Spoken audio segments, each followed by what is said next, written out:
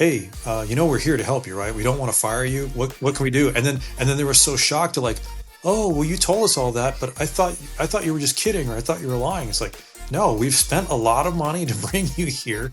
We need pilots. What's the point of firing you if we've spent this money and brought you here to try to train you up? You get halfway through and at the first misstep, we just instantly fire you. It doesn't make any sense. How many people go through life doing work they really don't like, but every day dreaming of, say, working in the aviation industry? They say it's too late. They think it would be too hard. They think it would go against conventional norms.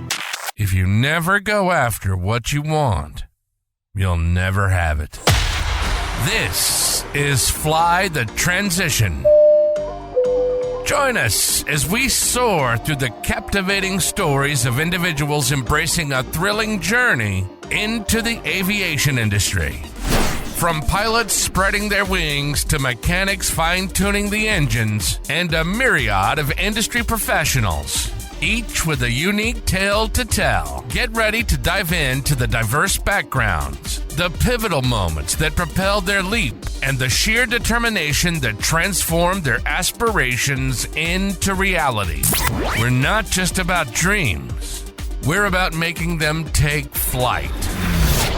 Welcome to Fly the Transition. And now your host, Jim Schilling.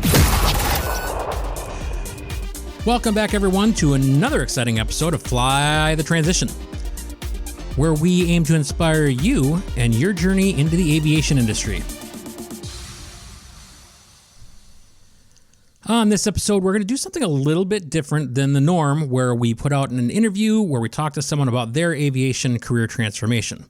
Instead, I'm going to focus on some of the steps that you're going to take should you go into the airline industry. And to do that, I'm going to bring back former guest Seth Bunker.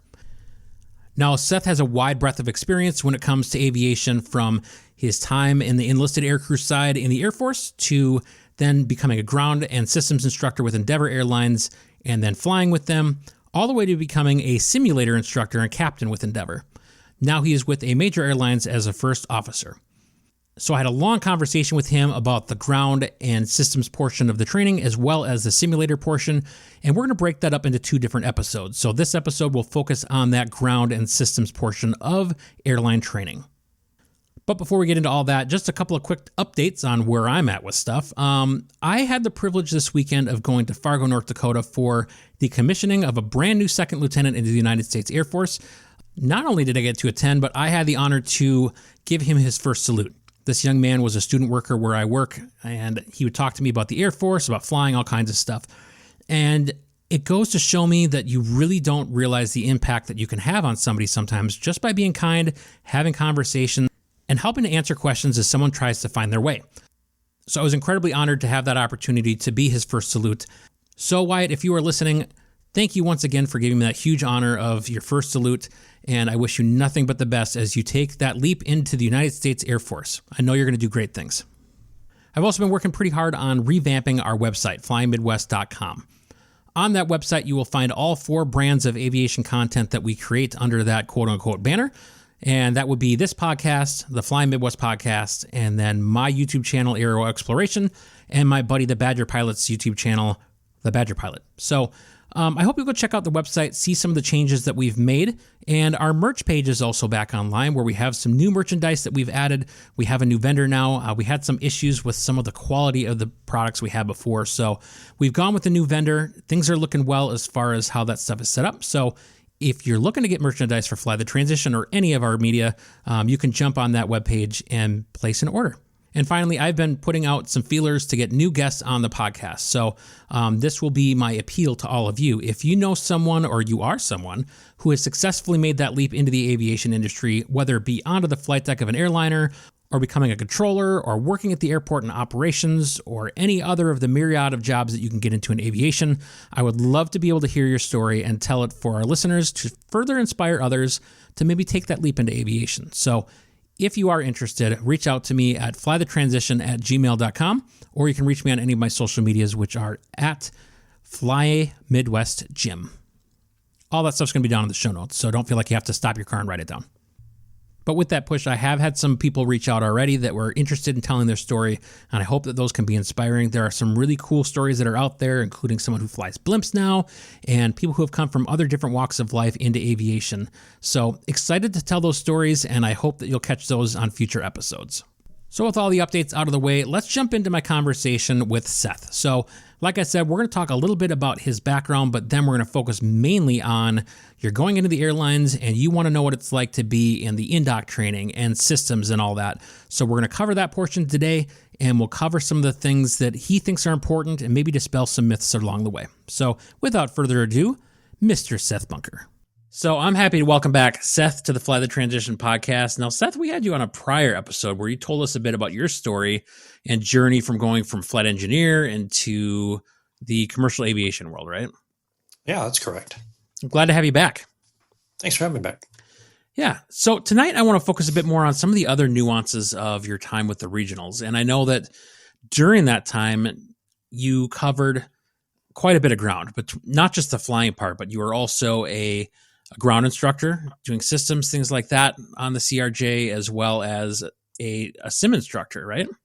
Yeah, both are correct. The majority of my time that I spent at Endeavor Air, I was in the training department. I actually, to get my foot in the door, which you might remember from the first interview that we did, I was actually a non-seniority list ground instructor because of my background in the Air Force. Oh, sure. Yeah, that's right.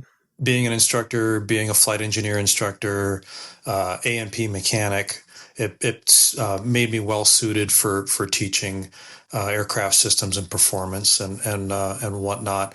So that's how I started out. And then once I did move over to the line, I flew the line for a little while, and they needed instructors, and they wanted somebody that was already current qualified, knew what they were talking about, and they brought me back part-time initially into the ground training department. And then I applied for and was accepted as a sim instructor. In the last 3 years that I was there, that's what I was doing was teaching in the sims. Awesome. Well, tonight I want to focus a bit on that training department side of things. I know that as people are looking to make career changes, that can be a stressor about like, what does this look like for me? Like, what does the training look like? What does this program laid out like? And what are some of the hiccups that might catch me up? And especially later in life, what are some of the challenges I'm going to face getting back into a classroom environment? So I kind of want to talk to you about that, but also the whole sim experience, because I think that there's some people out there who might benefit from just hearing the nitty gritty truth of it rather than just speculation and things that they hear from others through rumor mills about this is hard or this is stressful. Right. So I think it naturally makes sense to start with the ground portion. So tell me a little bit about Endeavor's program. Like, if I were a new student coming in, what would I be looking at? Well, it's changed since I first started there. So let's start out with that. So, and it changed since I was in the ground training department. It used to be that all of the ground school was in residence. You'd do about a week of what they call Indoc, which is the Indoctrination. So that's where you get your seniority number. They start teaching you about like, hey, this is what it's like to be at an airline, and start teaching you some of that stuff. Then the second week was general subjects or gen subs, and that's where you got more into kind of the performance and dispatching of the aircraft itself. And then the last 2 weeks you spent doing systems training. At all three of those, there was a test. So you'd take an Indoc test, a gen subs test, and a systems test at the end of that. Sprinkled in there was one on hazardous materials and Cat 2 or Category 2 ILS operations, or precision special qualification or special air crew qualification for doing Cat 2 landings. So what's changed a little bit is now a lot of the regionals have switched over to this model. Is they'll bring you in for like a day or two to kind of onboard you, and they issue you an iPad, EFB, your electronic flight bag, and then send you home, where you'll do a bunch of some people call them CBTs or they call them LMS, so computer based training or learning module system, which is computer-based training. And so you have to work your way through all these modules at your own pace with a deadline in mind that you have to have them done to be able to take a test on that subject on a certain date where they bring you back. But that way you're at home working on this instead of being away from home, being stuck in a hotel, because nobody likes being stuck in a hotel. And it's beneficial to the company as well, because they save a lot of money on sticking you in a hotel that you don't want to be in. One potential downside to that, though, is that you're at home, and if you've got a wife and kids, it can be a little hard to split your time and actually, sequester yourself away from your family and work on this stuff. Because, little kids, they don't understand. They're like, daddy, they, or mommy, as the case may be, and they want to come in and they want to pester you while you're trying to study something and learn something that's pretty fresh and new and not necessarily easy for most people. So in that phase, are you being compensated at that point? Like, if I go and take this EFB and all this computer-based training stuff at home, and I put in, say, 5 hours today or 8 hours or whatever the expectation might be, are you compensated, or is that something that you're kind of expected to go home and study on your own? I don't know what the level of compensation is. When you were in residence, of course, they were paying you. And, of course, you're learning, their material. They issued you the EFB, but I don't know how that works, because I know when you do continuation qualification, or what they call CQ, because that's required by the FAA, that you continually are refreshing the knowledge that you learned from when you were a new hire. Sometimes it's done on a quarterly basis or 6-month basis or annual basis. It just depends on the program that the individual airline has lined up with the FAA and what they approved for their ops spec. But typically speaking, what they do is management will go through, usually with the union, and they will decide as far as how long it takes to complete those LMSs, and then what an appropriate hourly compensation will be for. Sometimes they'll do it by blocks of lessons, or they'll do it by individual lessons, but you're being paid. But I don't know how much. I'd be lying if I said I knew, because again, that's changed a lot since I was there initially. So is this mostly Indoc that they're doing with that, or are they doing some other things through LMS? I believe they're doing both programs? Indoc and Gen Subs. They bring you back, and I think they give you a test for both. Again, don't quote me on that, but that's my understanding from talking to folks, that's approximately how that works now. You do that at home, and then they do the systems training in residence. So that's a great segue to my next question. Let's talk about the in residence portion of the training. So I assume a class comes together. How many students typically are in that environment? Like, what is the student to instructor ratio? The classes usually aren't too terribly big. I've seen it where I've had as little as 4 students, and I've had up to 16 students, and I don't know if they exceed that anymore. But you definitely get plenty of one-on-one. Granted, they can only answer so many questions. They have to keep the class moving, because you have to get X amount of systems done in each individual day per the syllabus. And if you keep going down really deep rabbit holes over and over again, that can drag things out. And sometimes you have to kind of scoot things along, and then on like a break or, on an aside or something like that.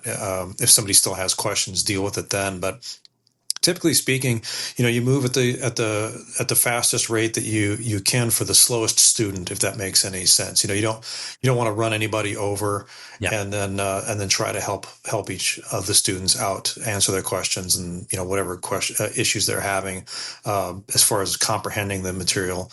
Find a way to make it make sense to them.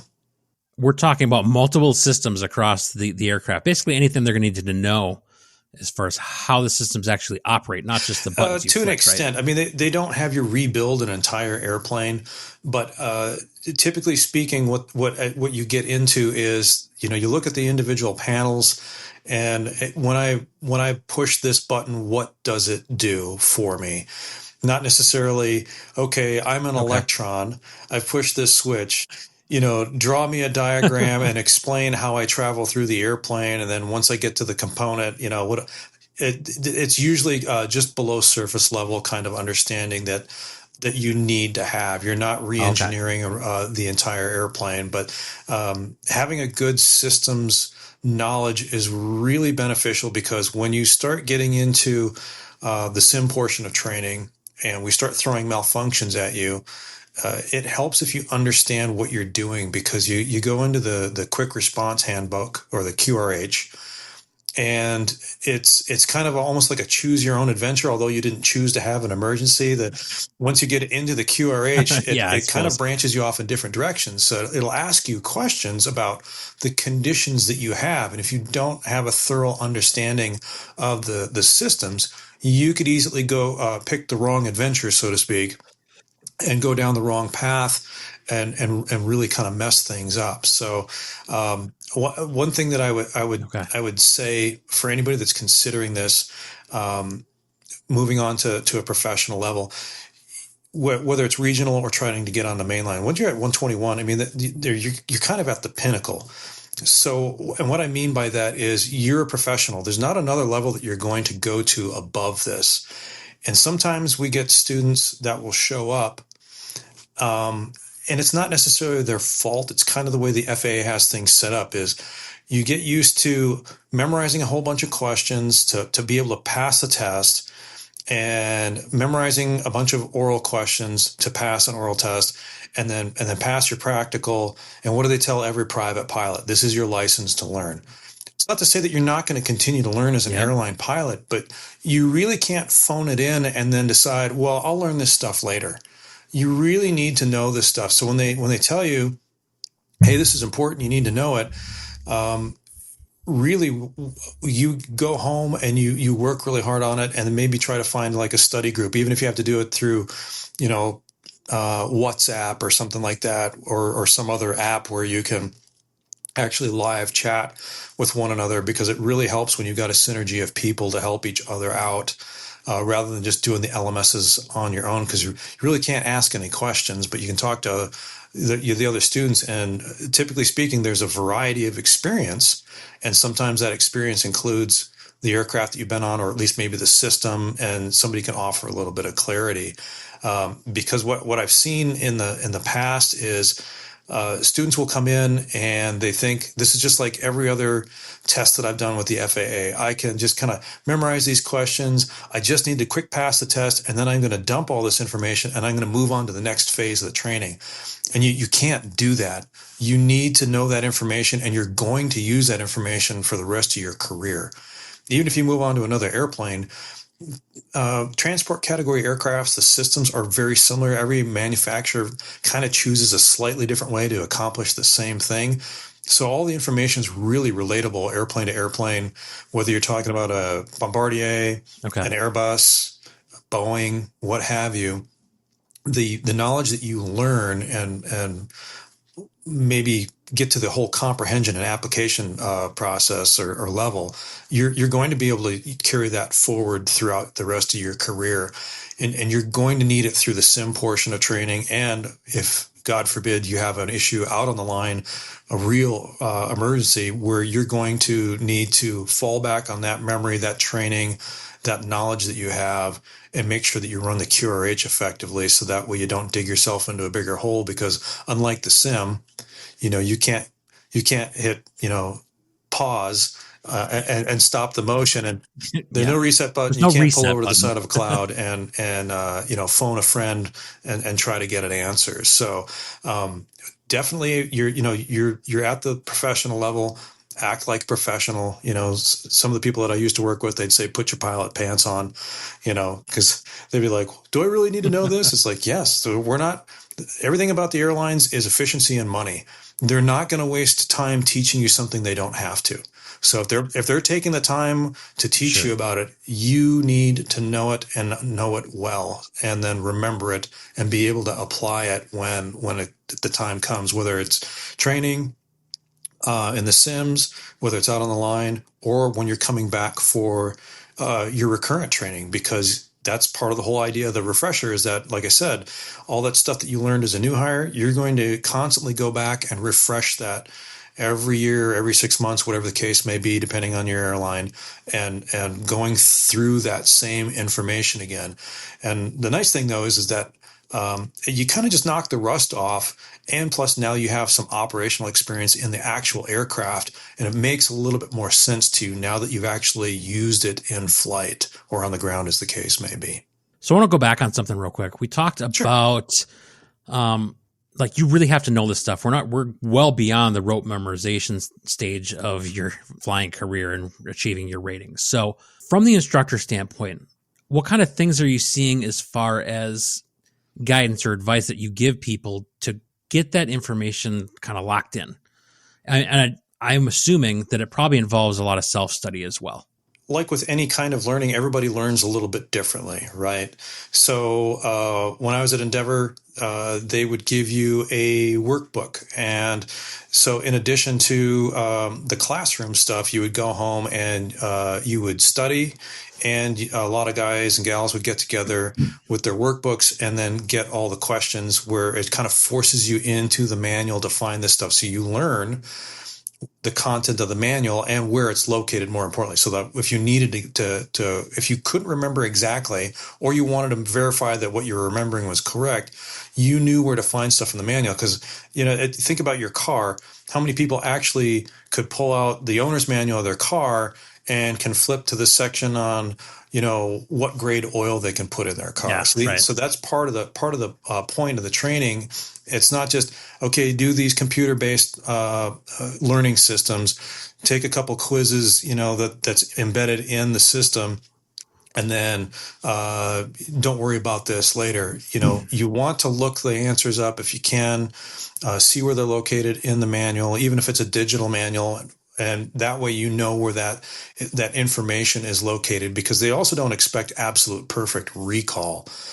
So Okay. It becomes more important to some extent to know where it is the information is located in the manual if you can't remember, because they don't really want you to guess it, but you need to have that working knowledge of the system, where it's located in the book, and then that way you can basically synergistically bring all that together when you need to find that information again. It's like you know where it's located in the book. It's like, oh yeah, I remember learning about this. Okay, this totally makes sense now. I remember all of this now and how this works to clear up any fog that you have from your memory. Gotcha. So again, from your instructor standpoint, what are some of the things you saw people struggling with the most as they went through these systems courses? Sometimes it was a matter of them studying the wrong thing. Again, the lessons themselves are laid out with the information of exactly what they want you to know, what they want you to learn. Same thing with like the workbooks and the instructor guided portions of the classes as well. It was kind of interesting to me that sometimes students would get frustrated. They'd ask a question and it's not in the book. I don't have an answer for that, but they want an answer to that. And they would kind of get wrapped around the axle around, I need that answer so that way I can understand this. They're going to give you the information that you need to know to be successful. I'd also see sometimes students would overstudy. Okay. Your brain when you're studying, and this is a little bit down kind of a rabbit hole, but it is possible to overstudy.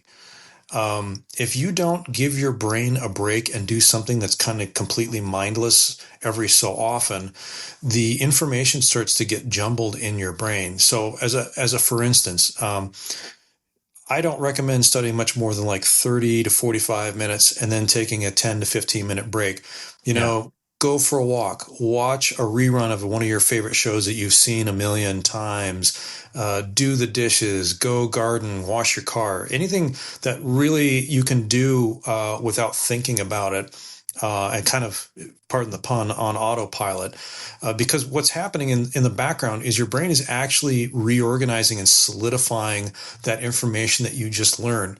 If you keep just trying to push information into your head by studying for hours and hours and hours and hours on end, it doesn't actually ever get a chance to solidify in your brain. Your neurons don't solidify that information.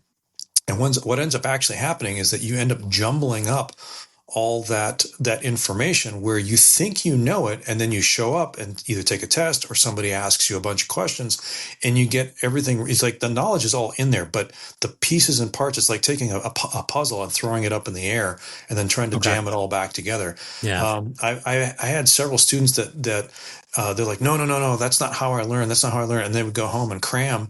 And the next day they'd be worse than they were the day before. And I've even seen some people wash out of training because of that. They would not take a break. And there's a funny anecdote of, there was two guys that were partnered up as sim partners. It's not my story, so it's a friend's story, but the guy called the management and said, "Hey, my sim partner, he won't study with me." And like, "Okay, well, we'll contact your sim partner and see what's going on." So they call the sim partner up and they say, "Hey, your sim partner says that you won't study with him." He goes, "That's all that guy wants to do. He never wants to take a break. It's like, I barely get a chance to eat. He studies too much." So some people, it can be a little bit overbearing. Yeah. And again, if you don't take those breaks every once in a while, you'll find that you'll learn less. Taking the breaks gives your brain a chance to kind of relax for a little bit and store that short-term memory, start making it a long-term memory. Great points. You mentioned a word in that answer that I think a lot of people worry about once they get into the formal training stages of their aviation career. I mean, as far as like, I finally made it to this 121 carrier, and now I'm afraid that I'll wash out. Washout's the word, by the way. Is that one word or two words? Hyphenated? I don't know. Anyway. Let's call it a hyphenated one word for now. Okay. Words, plural, maybe, but it's not important. So what are some things people should like? What is the fact versus fiction on washout rates within the ground portion of the training? I'm not necessarily talking sim. We're still talking like in the systems courses. Well, whether we're talking the ground and the systems versus the sim, it's pretty rare, believe it or not. And again, because this isn't 20 years ago, it used to be that it was an airlines market in the sense that they could be super picky. They had a lot more money. And a lot of their programs were actually washout programs where they were trying to be as hard as they could on you, see, who the brightest and best was. And they were intentionally trying to wash people out. And a lot of them being good pilots, but they were being very selective and only taking a small amount. Well, things have reversed since then. So they're not looking to wash you out. They've spent all this money to bring you in, onboard you, give you an EFB, run you through these courses and training. And at some point, like I said, the systems portion is in residence. So you're staying in a hotel for 2 weeks. And then all of the sim training is also in residence. And you're getting paid, your normal salary or your training salary at least. And I believe you even get per diem as well because you're having to feed yourself. Sure. So the idea of them just looking to wash you out after spending a bunch of money on you to bring you in and train you doesn't really make a lot of sense to the people that count all the beans, if you will. So now that's not to say that you can't wash out. I mean, some people don't have the wherewithal to do the job, or maybe they're just not at that stage where they could really handle that level of training. I'm sure everyone here has heard the old cliche of, trying to drink from a fire hose. Yeah. And 100%. I would correct that in that the pace sometimes can be so great where you do a lesson, you get debriefed on it, and you get told to study for your very next lesson the very next day, and you're barely able to hold on to what you just got. It's not drinking from a fire hose. I'm aiming the fire hose at your face and telling you good luck breathing. So it's very fast paced. And that's why I say sometimes, especially if you're not in the hotel away from your family, basically every minute spent studying is value added to making sure that you'll successfully make it through the program without ever having to repeat a lesson maybe or have a failed test or anything like that. That said, that's another thing, since we're talking about washouts, is that pilots, because a lot of pilots are very type A kind of people. Yeah. And the idea of failing a test or having to repeat a sim lesson, that's like, one of the most depressing things for them. And that kills their enthusiasm and their motivation, and they start beating themselves up for being a failure. That's where you start getting inside your own head, and that's actually worse than the actual repeat of a lesson that you might have to do, or a test that you might have to retake. These things are baked into the solution now, where it's like they understand that sometimes maybe you just had a bad day and you didn't test well. Sometimes, going from a twin engine Seminole or a Duchess and going into a twin engine swept wing jet, it's the learning curve and the stick and rudder stuff can be a little bit steep, and you're not able to nail the maneuvers that you need to. And so, like, okay, well, we're going to give you another lesson. It's not a big deal. It's only when you have a lot of repeats that they're going to sit down, and instead of sitting down and going, hey, we're going to fire you, they're going to sit you down and go, hey, is there anything going on that we can help you with? Because because that whole type A personality, the failure or the fear of washing out, and a lot of bad data that's out there, a lot of, kind of stuff that's from 15, 20 years ago, they feel like I have to take this date. I have this life event coming up, but I'm going to have to kind of shove this off to the side or try my best to work around it. And then you've got all this extra stress on top of you because of that, in addition to the stress of trying to learn all this stuff. And then it becomes this big snowball. There was an example of some gal was trying to plan her wedding. Super sharp student, was doing really, really well.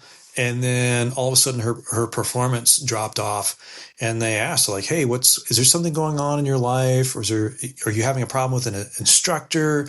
Is it too noisy in the hotel where, there was like a hockey team, teenage hockey team in there where you didn't get any sleep the night before? And what they're going to do is they're going to ask you, like, well, what can we do to help you to be successful? So that management meeting isn't going to be, hey, we're threatening you, you're about to lose your job if you don't, straighten up and fly right. It's, hey, do you have any external pressures or anything going on that we can help you with, or or what do you think you need for your training to help you be more successful?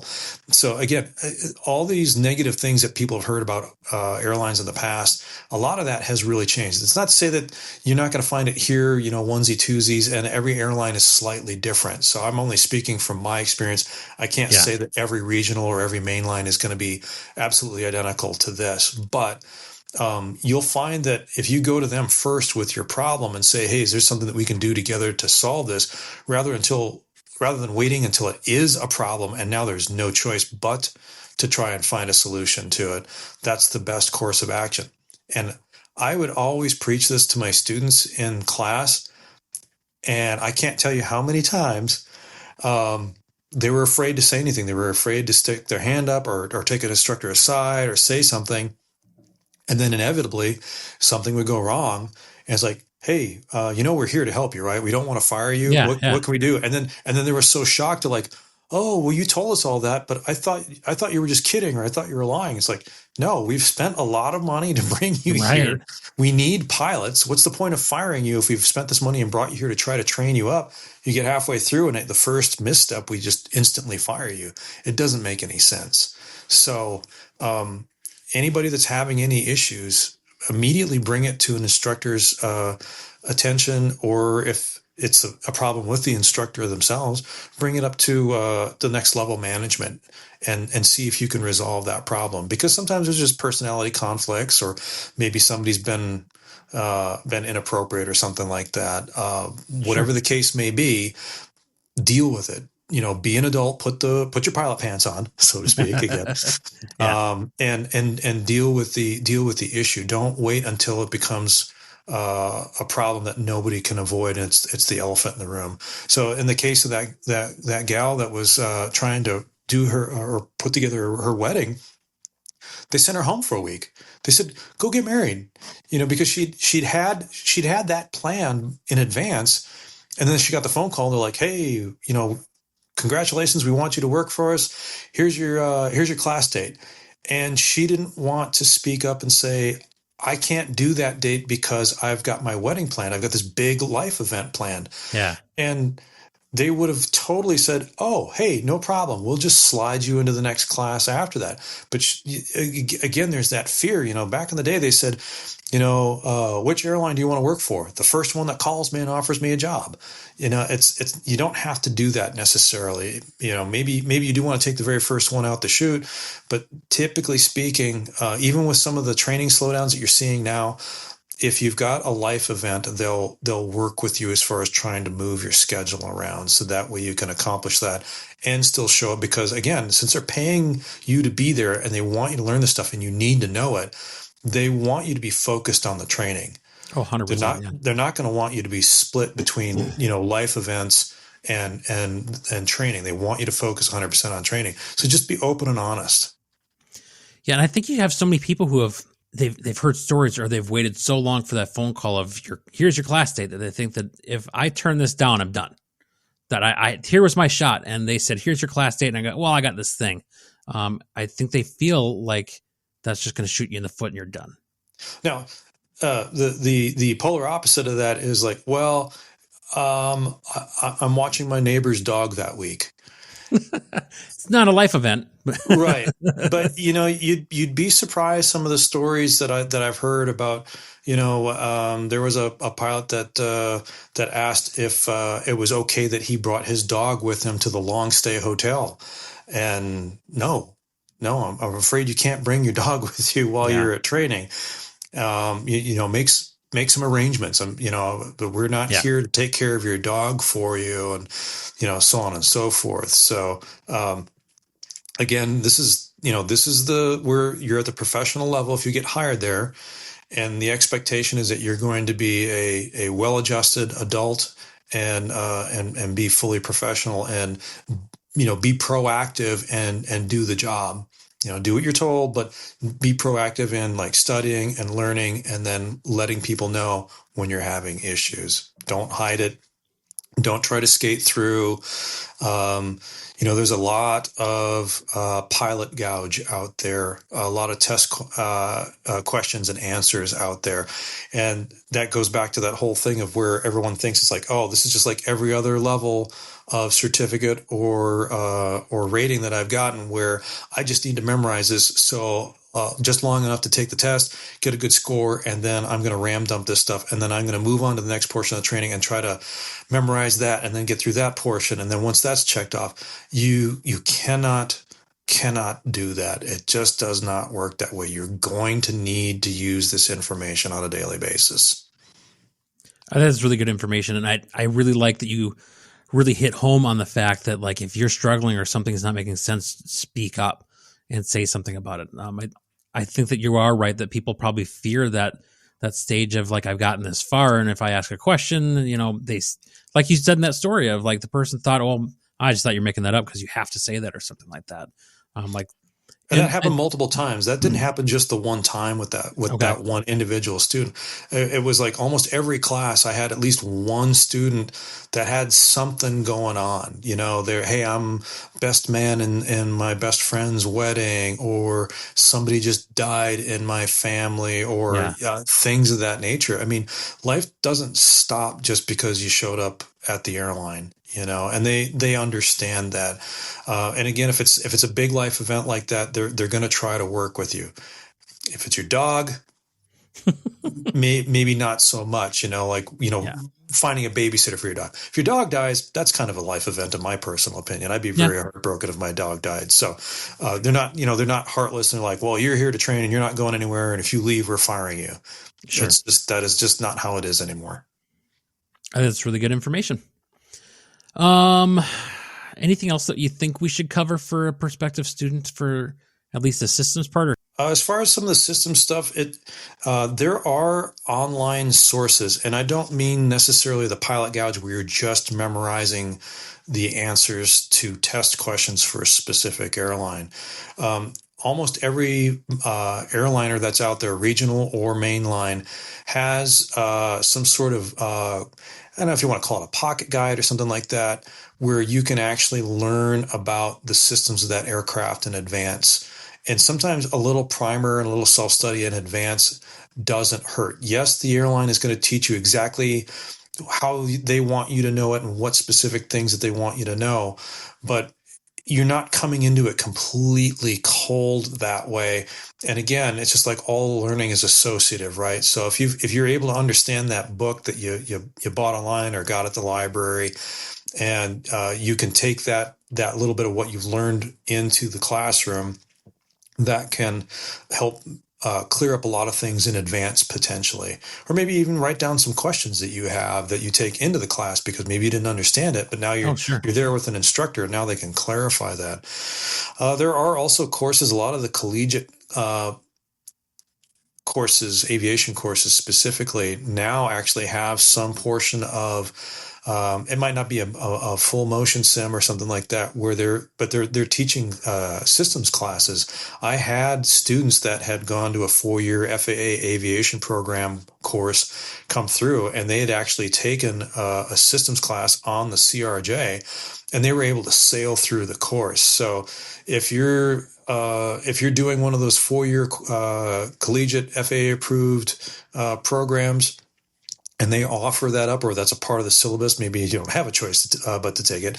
But if it's not, definitely take that. Even if it's not for the airplane that you're going to be on when you go to your first airline. Again, a lot of that is, it's very, very similar. Sometimes it's got a slightly different term for it, but kind of how things get done is all relatively the same. A pressure regulating shutoff valve for the pneumatics is a pressure regulating valve for the pneumatics. It might call it something differently. It might operate slightly differently, but if you start to learn things like that and how those work, it can make learning how some other manufacturer does it slightly different, but you already have a working knowledge of that. It's like, hey, I learned how to drive a car.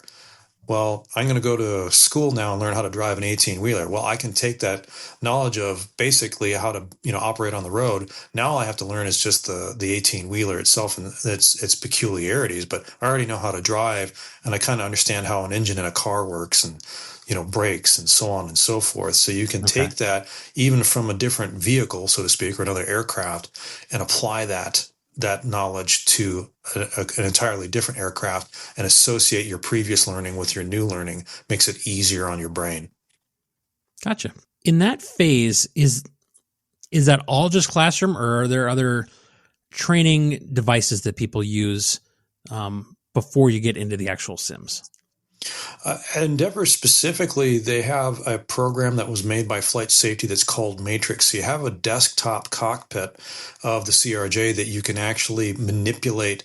You can program the FMS. You can actually, for lack of a better way of putting it, fly it around. Now, you don't really have any visuals or anything like that, but you can program a full flight plan into it, pre-flight the airplane. You can induce malfunctions into it, and so on and so forth. So while you're actually going through the systems class, you're sitting in front of a computer. Each student has a computer with screens, and you're walking through with the instructor and you're manipulating this. Now, you're doing it with the click of a mouse, so it's not quite as muscle memory building as, say, a procedures trainer or the actual sim or the aircraft itself, but it's a good primer to get you into understanding, like, okay, when I push this button, okay, I see what this does now. Instead of just having read this, I can kind of see it in action, so it makes a little bit more sense instead of just being this, ethereal thing that I just read in a book that I have no understanding of how when I do this, what this is going to manifest in real life. Okay. So you said a procedures trainer. Can you explain to our listeners who might not know what that is? Okay. So kind of backing up a little bit. So we have a ground training portion. You do Indoc, Gen Subs, and the systems, and that gives you all the primer knowledge that you need to be able to move forward. So now, before we let you into the sim or into the aircraft, just like every other airplane, there are procedures that you have to do to prepare the aircraft for flight or taxi the aircraft or take off. So you have to learn all of the procedures, or sometimes they're referred to as flows. In most airline environments and aircraft, your checklists aren't a read and do where you're looking at it and it's telling you, okay, now you need to push this switch. What you're doing is you're following an organized flow, accomplishing that flow from memory, and then you run the checklist afterward to verify that you didn't miss anything. Because in essence, you're kind of quadruple checking everything because the captain's supposed to watch you do your procedure. So you do the procedure from memory. The captain's observing you do the procedure. They're not really technically supposed to call for the checklist if you haven't done the procedure correctly. They're supposed to correct you on it. So now really, in essence, two people are watching the procedure get done, even though one person is doing it. Then the captain calls for the checklist, and then the first officer will typically read that checklist, and then the captain will verify that those things are in the correct position. And if you're a good first officer, instead of just sitting there and staring at your checklist and turning this into a English speed reading exercise, you should read that step, and as the captain calls it out, you should look up and verify too as well that it's correct, because I've seen that where someone will say, flaps, and they'll say set. It's like, well, are they? And now both pilots look down suddenly like, oh crap, I missed that. So, it's not an exercise to see if you can read a checklist and respond correctly. It's also, are you really actually truly looking at these things and verifying that they're in the correct position? So the procedures are, you're just learning just the procedures for like the pre-flight and everything like that. So they start you out small with just the pre-flight.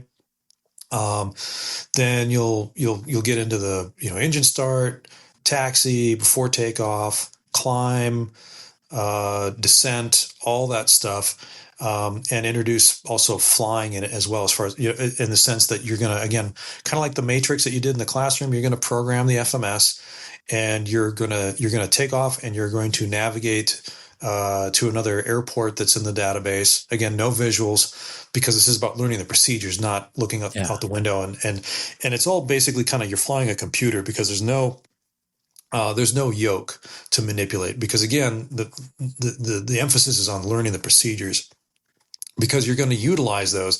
And again, this kind of goes back to what I was saying before. It's like, you can't just rote memorize these, barely pass your procedures, and then go into the sims and think, okay, I don't need to use these anymore. You're going to use those procedures out on the line every single day, multiple times a day, for every leg of flight that you do. You're gonna pre-flight the airplane, and then you're gonna go fly it, and all the way through to the shutdown checklist every single time, and you're going to apply those procedures over and over and over again. That mentality, sometimes it is really hard to break in people. They think, oh, I don't, because you'll ask them a question about the procedure, like, and it's something systems related, because the procedure and how you're setting up the airplane, you're setting up the systems to make the airplane fly. So they do something and maybe they do it wrong, or you're just trying to test their knowledge. And you say, hey, what happened when you pushed that button? And like, I don't know. Or they give you like the wrong answer. And it's like, how long ago did you just take your systems test? Oh, that was last week, but it feels like it was 3 months ago that I took that. I was like, okay, so all that stuff that we tested you on, you need to use that, and you need to remember it and utilize that going forward. It's a building block where we're adding more and more blocks, but it's almost kind of like it's an upside down cake. We start out small and we start adding more and more on, but you need to keep using all that, and it's cumulative to where you need to remember that and be able to apply it properly while you're doing the procedures. So they have it kind of laid out like a cockpit. It's touch screen at most places, and it will allow you to do all the procedures correctly. And then there's a little side computer that the instructor can throw malfunctions at you, or give you different phases of flight, and so on and so forth. So it's almost like being in the sim, but of course it's not full motion. It doesn't have a yoke, and there's no visuals, because you're just learning.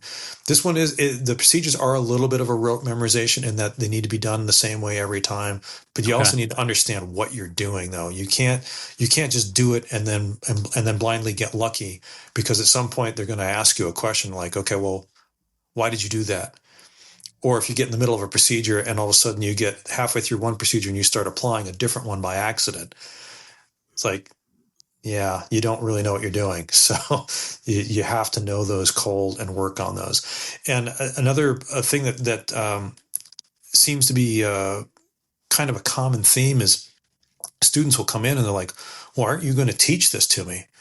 Well, no, because the procedures are in the book. I can't memorize it for you. Yeah. So you're coming in to demonstrate the procedure to me. And really what I'm there to do is to clean up and then maybe give you some context, the reason why it's done this way. Because sometimes we can rote memorize something, but then we're humans, right? We have questions. Well, why am I doing it this way? Or it's like, well, I've got a better way. I'll do it this way. No. There's probably a really good reason why that procedure was developed the way that it was, with a lot of human factors and how the systems are laid out and how they interact with one another. And it has to be done this certain way because you might break something or worse. So there's a little bit of rote memorization, but you still have to, that learning curve needs to get to the application and correlation level of understanding of what you're doing and why you're doing it, because you can't just keep phoning it in and then expect one day you'll just figure it out while you've got live passengers behind you thinking that you're the expert and that they put their lives in your hands and everything's okay.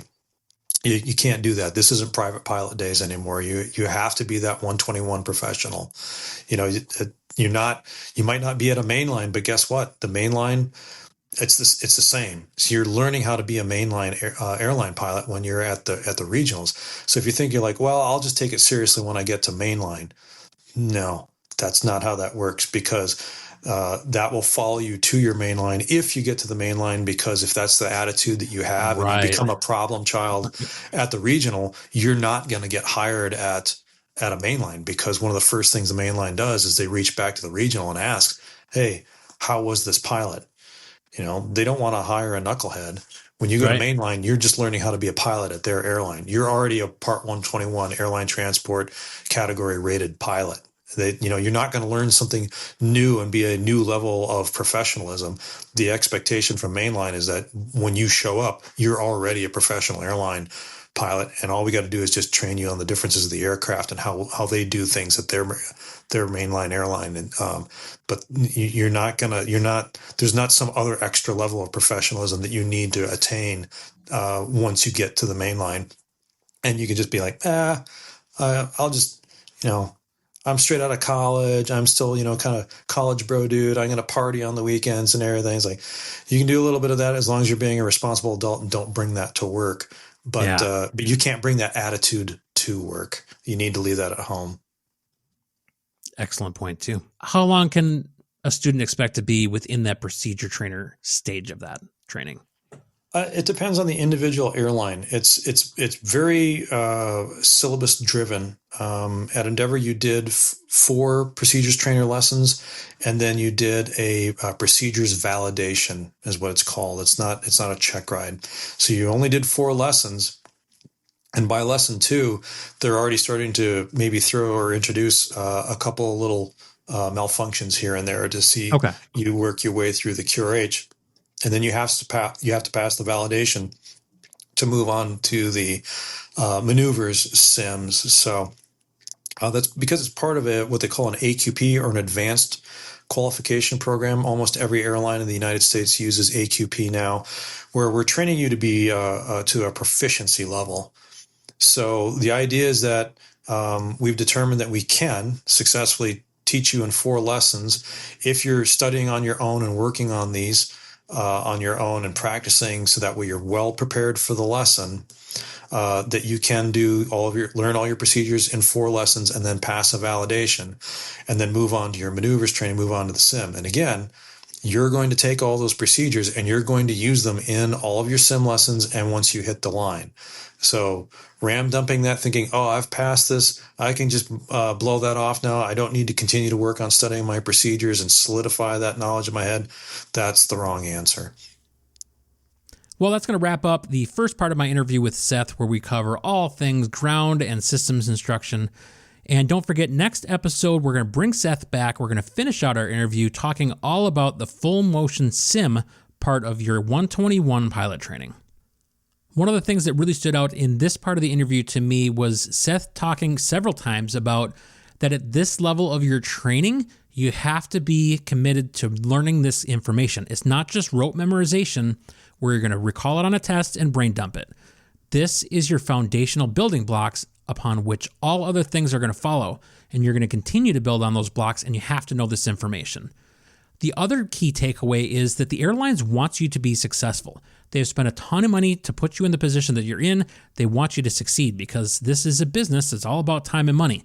And if they have to train you, you don't make it through, and they have to retrain somebody else to take your spot, that's time and money wasted. So obviously still study hard, work with your instructors and ask the questions, tell them when you're struggling. They're there to help you. So lots of good stuff here. I hope you're able to take something away from that if you're looking to make that transition into the airline world. Now, just a few things before we go. If you are liking what we're doing on the Fly the Transition podcast, it would be awesome if you went on wherever you're listening to this, leave me a 5-star rating, leave a review so that others can find the podcast. And if you do leave a review, I'll read it in a future episode. Also, if you could like, subscribe, and share this with anyone who could benefit from it, that would be fantastic too. If you want to engage in more conversation about the topics on Fly the Transition, you can join our Discord community. If you send me an email at flythetransition@gmail.com, I'll send you a link and you can join the conversation. And finally, don't forget that I am still looking for guests for future episodes. I've got a lot of great connections that I've made in the last day or so from the feelers I've put out. So looking forward to bringing those to you, but I also am open to more guest suggestions. So if you or someone else you know is interested or their story would be inspiring for others, be sure to reach out to me at any of my social medias or email me at flythetransition@gmail.com. Well, that's going to do it for this episode of Fly the Transition. Thank you so much for joining me. And until next time, keep your eyes on the skies and your dreams soaring high. You've been listening to Fly the Transition. Life is too short for you not to do what you love.